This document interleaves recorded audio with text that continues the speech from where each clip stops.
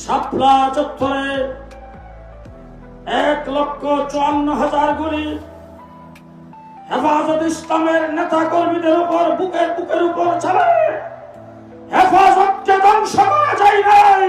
আজকে কোন শক্তি হেফাজতকে ধ্বংস করতে পারবে না।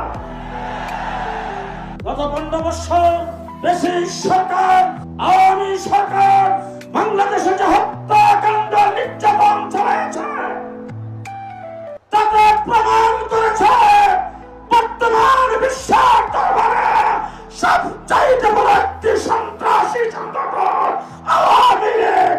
জেলখানায় ছিলাম প্রায় 2 বছর। জেলখানার ভিতরে দেখেছি সন্ত্রাসের দায়ে অনেক সংগঠনকে বের করা হয়েছে, নিষিদ্ধ করা হয়েছে। তাদের নেতা কর্মীরা জেলে আছেন। যতগুলি সংগঠনকে নিষিদ্ধ করা হয়েছে সবগুলি সংগঠনের নিষিদ্ধ হওয়ার কারণ বা সন্ত্রাসী কার্যক্রম যদি তালাশ করা হয় আওয়ামী লীগের একদিনের সন্ত্রাসের সমান হবে না।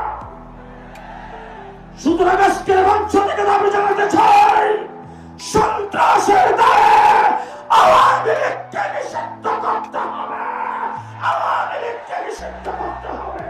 শাপলা চত্বরে আমরা রক্ত দিয়েছিলাম, সেই রক্তের